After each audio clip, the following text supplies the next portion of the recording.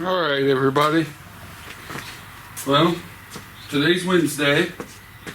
Actually I have two cameras today, so I'm going to try to do some editing once this is all said and done.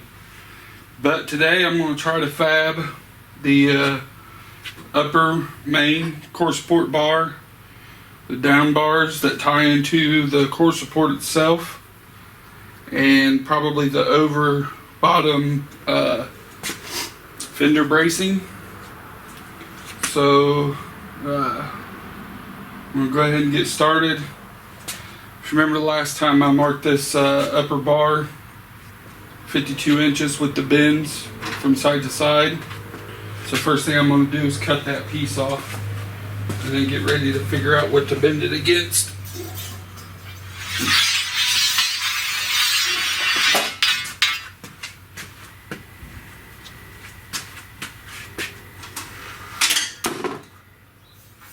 So my 52 inch marks right here.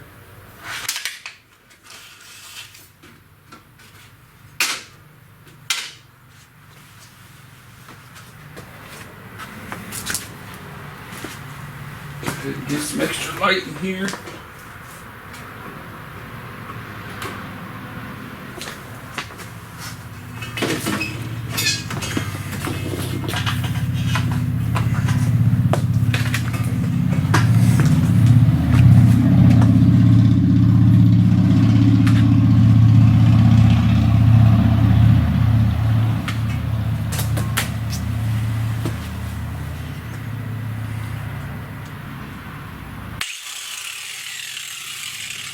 Alright, here's the cut.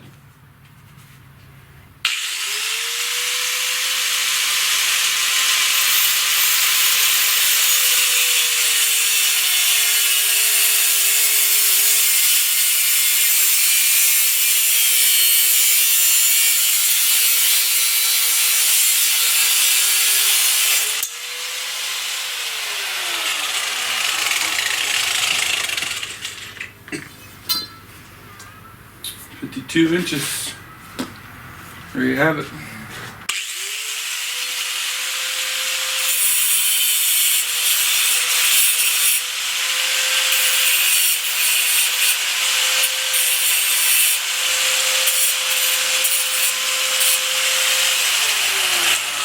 And a little deburr.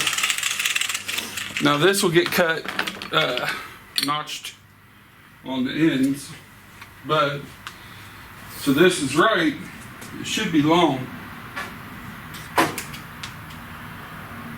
So that's 52 inches. And as you can tell, there's a gap side to side. I need that gap because when I put my metal in here, down inside this, the metal itself has length to it. And when these were pulled in all the way, exactly at 52 inches, I don't want the bracket or the fender riding against this and beating itself up. So this is 52 inches. And that gives me, with the fenders pushed out, I've got less than a ½ inch of gap. So I'm going to grab my deburr tool, go ahead and deburr this.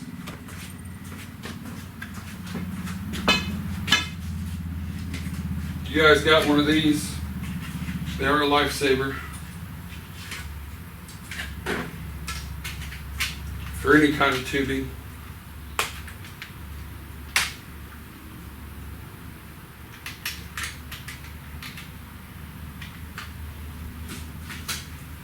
This little deburring tool was 13 bucks on Amazon. You just push your end in it. It locks in. Take it. Just work your way around the tubing. And literally just that fast. There's no burrs on the inside. You can do the same thing around the outside. It's a little bit more difficult, but it does get rid of the burrs. On this side came pre-cut, so it really shouldn't have burrs, but you don't know what part of the length of this was when they cut it off, so you could have a burr. So that's ready to be notched down. Now we'll see height-wise.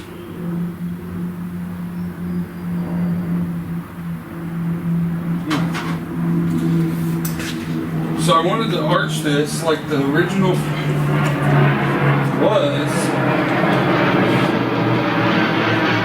But guys, I don't know. I kind of like it straight. If I put it under here, still don't hit the radiator cap. It's still higher than the radiator.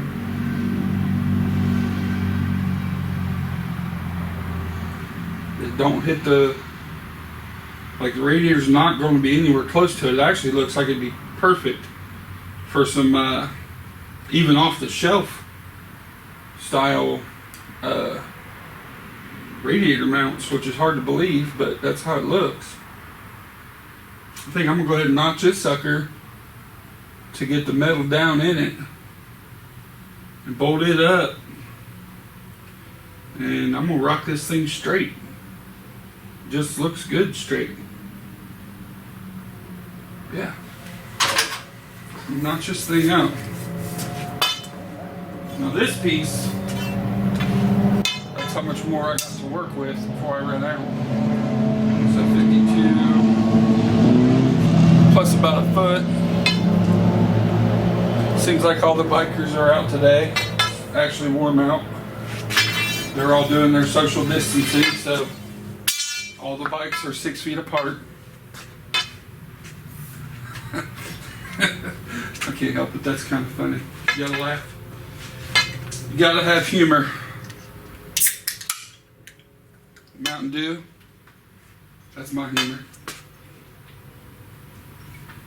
One of these days, fellas, you might laugh today. One of these days, I'm gonna be sponsored by Mountain Dew.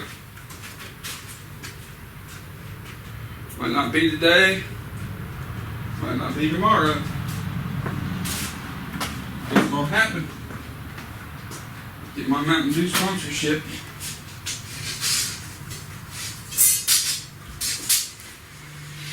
So what I got, some steel plate that I had for another project. Got some flat 2" by 1/8" by 48. Obviously I don't need 2", but I believe these guys right here are 3/4. Yep, 3/4 by 1/8 by 48. If I'm thinking right, that's plenty big enough to put my bolt strap on. If you guys ever, GM uses these a lot. These bolts, secure bolt strap things for bolts. If I can get this one to come out. Well, I'll get it out in a minute with a screwdriver. But they use those a lot to secure stuff on these trucks. And I'm thinking about getting some for the core support end plate to actually bolt the same factory style bolt and use the 12mm bolts by just drilling a hole in here, letting it locate it, slotting this halfway into this, which overhangs my 1/2 inch. Gives me enough room to weld a nice little bead on the sides, hammer this down, weld beads on the top and bottom, making it really strong. And then the ease of removing it would be just like removing factory bolt. I don't even need a tool to do the nut, which would make it pretty awesome. So what I'm going to do is I need these to overhang and go in.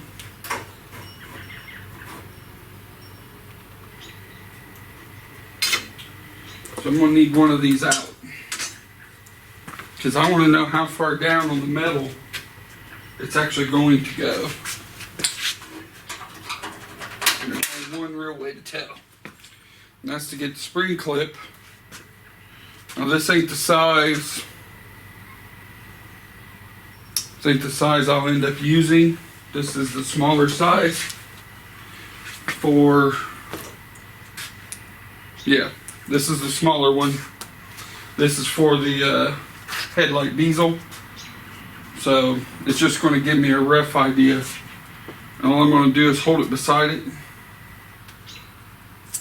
And then if I have to cut this shorter later, I can for the other one, but I'm going to assume the other one's longer.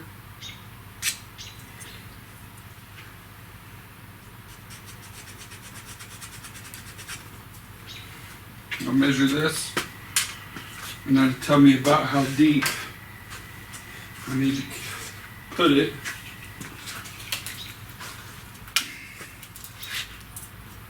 So this is right at 1 inch.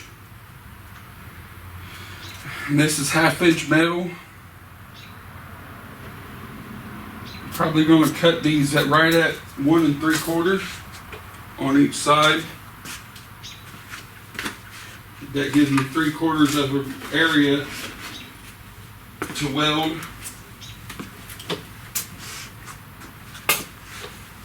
Or I could overcut it at 2 inches,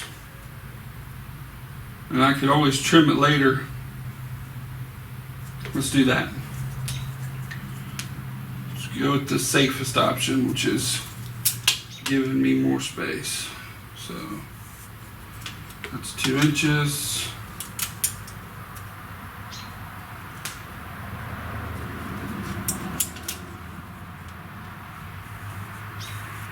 And that's 2 inches. So I'm gonna lob this off real quick. That'll give me my mounts. And then I'll notch this down with the notcher. This is 1/8 inch thick. And I'm pretty sure that cutoff wheel is an 1/8 inch thick wheel. So as long as I can get this in the bench vise and come down as straight and even as I can, I should have a perfect 1/8 inch cut to stick this inside 50-50. So that's what I'm going to do now. Cut this off, cut this, notch this. You won't see it. I got to go off camera over to the vise, which is outside.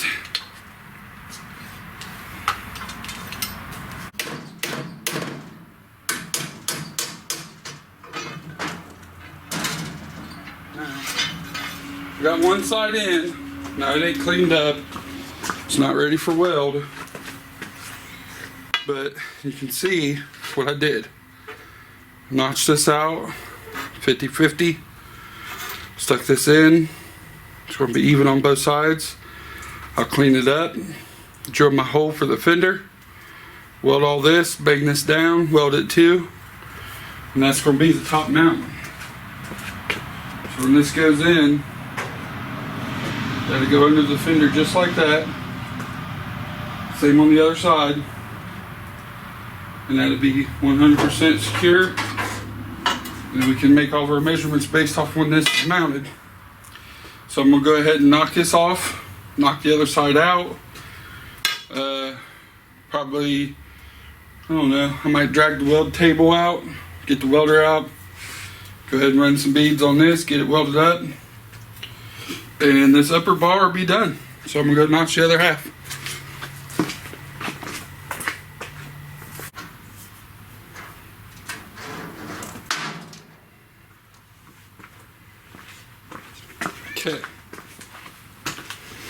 So I got both sides notched out.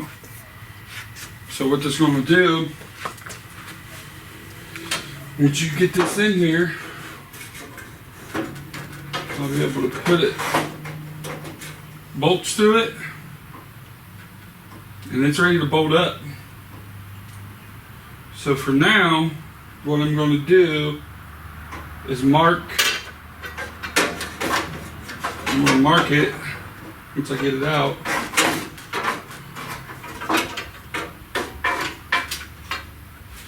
You get my marker.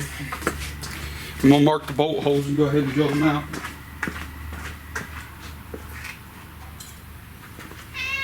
Hush.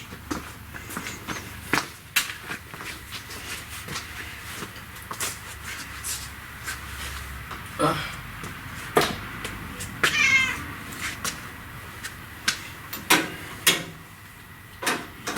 there's that one. What I want to do, see how that fender's loose? I want to make sure I'm pushing on it when I mark this. And I got to make sure that I'm centered. And this thing will be too easy to mark because there's a fastener right there.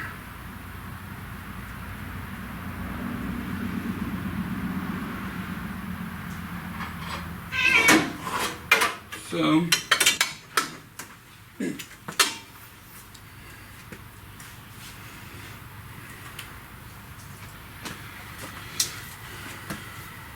get this hole. I got the hole in there, but with that bolt in the way, I couldn't get it centered. So I know where it needs to be. Now it just needs to be centered. Centered is right there.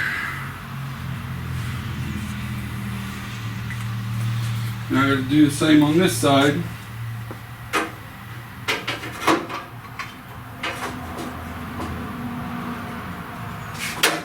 Come all the way over. Make sure I'm lined up.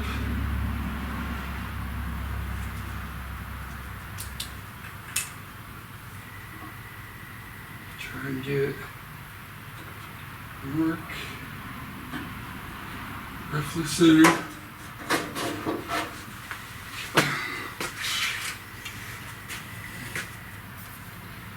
Hey, now that's centered. Got 1 out of 2, ain't bad. Alright. So I find my drill. Now I could either A, pop these out, get them burred up, get the acetone out, get ready to weld. Which is probably what I'm going to have to do because I need this to be solid when I start making my stands to go down to the bottom. And I did notice when I was out there looking down the beam of this, there is a slight bow on this end. Nothing horrible, but it ain't dead straight. Race car shit probably don't matter anyway, being as it's just locating the fender right now. So I'm gonna go ahead and get this cleaned up and ready to weld, and then I shall return in a second.